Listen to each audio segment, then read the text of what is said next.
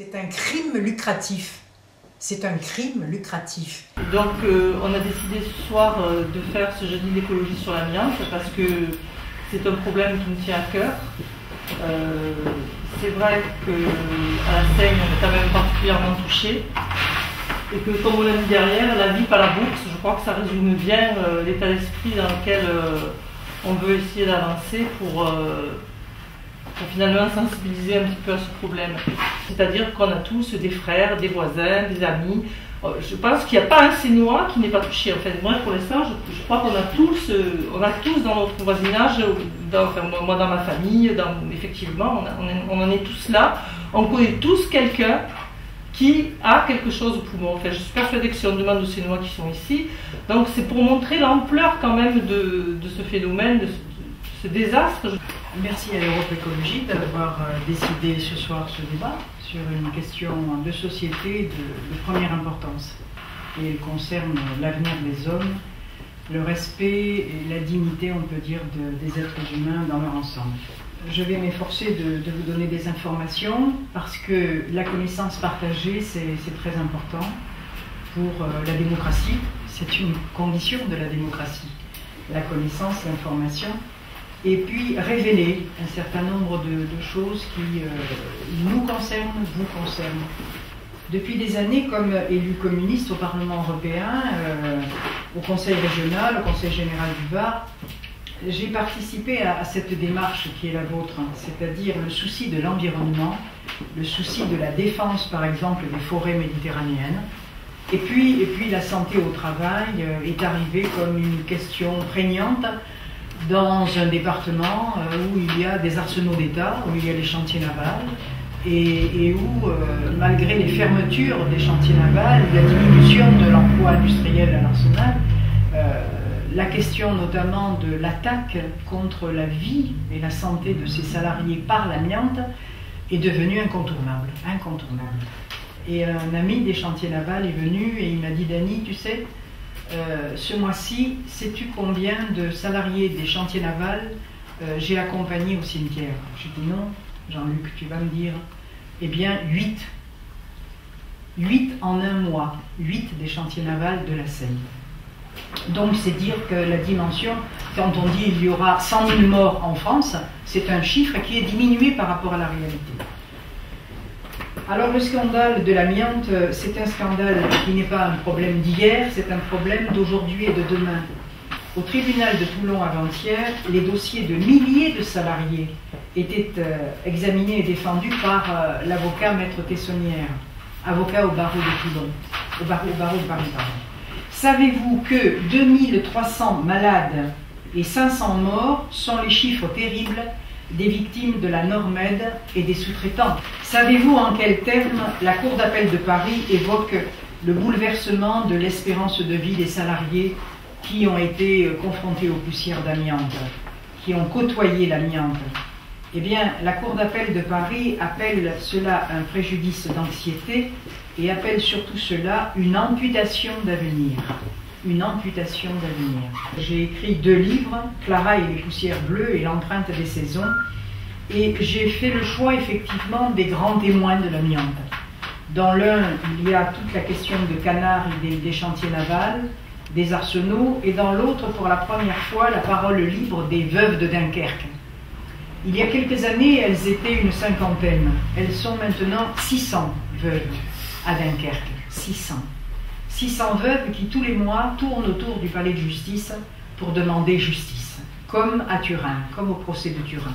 Les veuves de Dunkerque m'ont beaucoup marqué, parce que c'est des femmes, elles ont toute une expérience liée, on peut dire, de la fin de l'amour, la fin de la vie, la fin de tout ce qui pourrait être quelque chose d'extraordinaire dans une vie de femme et d'homme, et elles ont accompagné leurs hommes, elles les ont vus mourir à petit feu, elles les ont vus gonfler avec l'ensemble effectivement de ces produits, elles les ont vus dépérir et elles le disent et elles en parlent.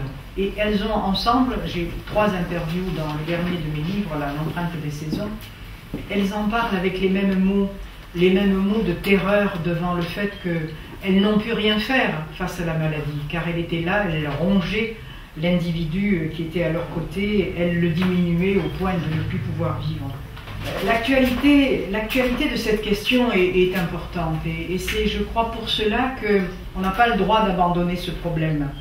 On parle de l'amiante au passé, moi je dis comme Jean-Paul Tessonnière, c'est une question d'avenir, la question de l'amiante. Et c'est le cœur du procès de Turin. On commence à parler santé au travail en termes humains, parce que c'est révélé par les morts, par les blessés. Puis il y a eu le numéro spécial de l'Express avec cette enquête très très bien faite par mon ami José Lanzini sur toute la région PACA. Et le 29 novembre, il y a eu, Et le 29 novembre, il y a eu à 20h40 sur Arte une émission Poussière mortelle, le grand procès. Et là, pour la première fois, on a enfin entendu une scientifique française de l'INSERM, Annie Thébault-Mouni, dire en termes clairs ce que voulait dire effectivement le cancer de l'amiante et où était la responsabilité. Ce qui est intolérable, c'est qu'il vient d'y avoir un jugement. Et c'est scandaleux. 27 octobre 2011, les victimes de l'amiante doivent rembourser le trop perçu. Les victimes de l'amiante doivent rembourser des indemnités entre 3 000 et 15 000 euros. Or, maintenant, on leur demande de s'endetter pour rembourser quelque chose qu'elles ont eu parce qu'elles étaient victimes de l'amiante. Le jugement, malheureusement, de la Cour d'appel de Roubaix peut faire jurisprudence. C'est en ce sens que c'est des problèmes d'aujourd'hui et des problèmes de demain. Et qu'il faut qu'on soit debout sur ces questions. Mais pour être debout, il faut être informé. Mais pourquoi on leur demande le remboursement? Mais parce que, soi-disant, il y a un trop perçu. Il y a un trop perçu, alors on leur demande le remboursement. Alors qu'ils sont en train de mourir. C'est le procès de Turin. C'est le jugement, effectivement, des inculpés doit se faire le 13 février 2012. Donc on est au bout d'un processus de 3 ans.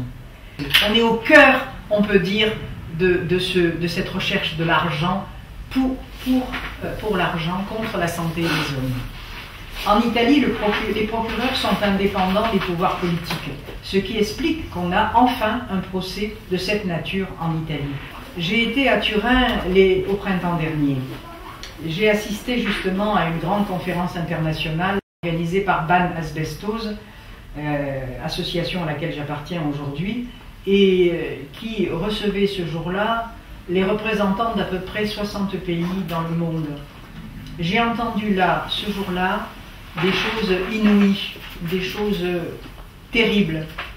Par exemple, comment en Inde ou au Brésil, des enfants, des femmes, des hommes, à main nue, travaillent l'amiante.